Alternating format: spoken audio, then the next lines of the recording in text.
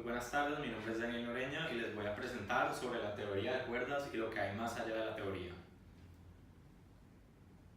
Bueno, principalmente la teoría de cuerdas es un modelo fundamental de la física que explica cómo las partículas se generan y cómo conforman el mundo en el que nos rodeamos. Dice que todas las partículas materiales aparentemente son puntos de materia, pero en verdad son estados vibracionales de lo que se denominan cuerdas.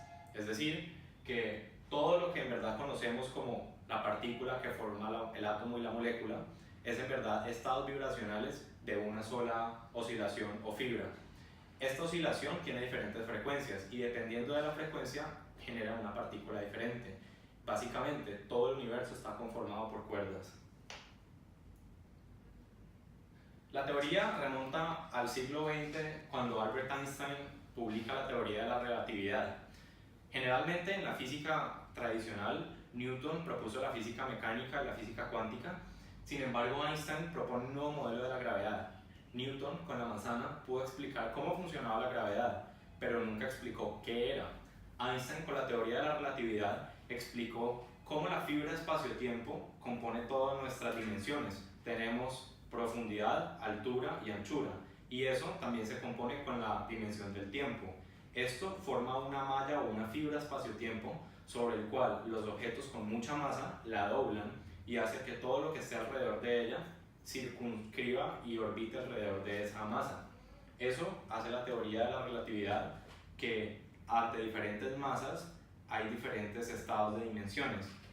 Sin embargo, la teoría de cuerdas Einstein la propone a partir de Kaluza, que analiza que no solamente existían esas cuatro dimensiones, sino que había una quinta dimensión que le permitía encontrar fórmulas como la del electromagnetismo, fórmulas como la de la gravedad. Entonces Veneziano y Suzuki en 1968 lograron entender por medio de la ecuación de Euler cómo funcionaba el mundo. Propuso la teoría de energía con la relatividad, que decía que la energía era igual a la masa por una constante o la velocidad de la luz en el vacío al cuadrado.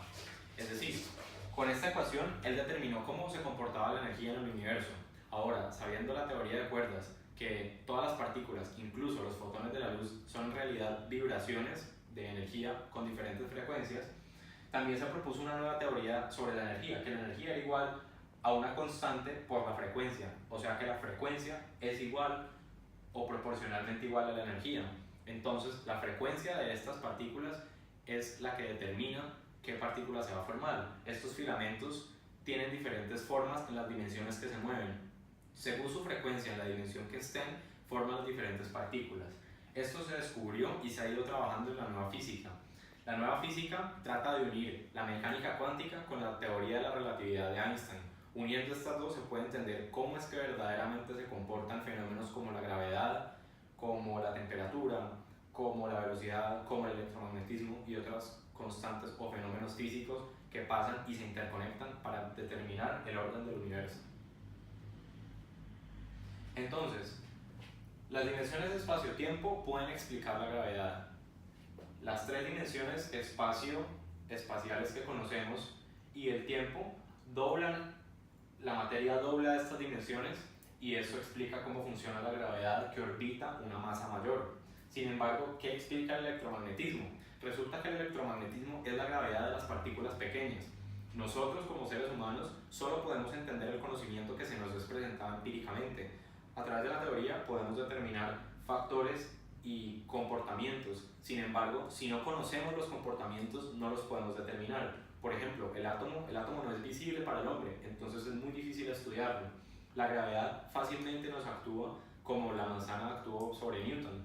Sin embargo, esa gravedad subatómica que es el electromagnetismo y cómo se comportan los electrones alrededor del átomo son determinados por un orden diferente que el de la gravedad. Y eso se explica en una dimensión diferente. No son dimensiones como se ven en el mundo de ciencia ficción, son dimensiones que no son perceptibles por nosotros. Y por esto se determinó una nueva teoría, la teoría de supercuerdas, que es lo que les estaba explicando. Ya sabemos cómo funciona el universo y las partículas, son simplemente variaciones o vibraciones de filamentos que forman cuerdas, y estas cuerdas se mueven y a diferentes frecuencias forman diferentes partículas, moléculas, fotones o diferentes cosas en el universo. Entonces, en las supercuerdas determinaron, bueno, ¿y cómo hacemos para que eso explique si es que verdaderamente sucede así todas las demás cosas en el universo? Porque debería explicarlas. Y entonces hicieron los cálculos para 5 dimensiones, aparte de la del tiempo y las 3 dimensiones que conocemos, una cuarta dimensión sobre la cual se movieran estas cuerdas. Y descubrieron una de las teorías fundamentales de la física. Si le añadían otra dimensión, descubrieron otra. Y resulta que hay 11 ecuaciones, por lo tanto, determinaron que había 11 dimensiones. Son 11 dimensiones espaciales y una dimensión temporal. Y esta es la teoría de supercuerdas. Dice, de una forma 2D se puede plantear cómo podría moverse el mundo de las 11 dimensiones. Entonces se propuso el modelo de Calabi-Yau, que es más o menos cómo se mueven estas cuerdas a través de las dimensiones. Es por eso que se explica en la teoría de la relatividad que un átomo podría desaparecer aquí y aparecer acá, porque constantemente la masa se contiene, pero puede estar desapareciendo y apareciendo, como se probó en el CERN en Suiza.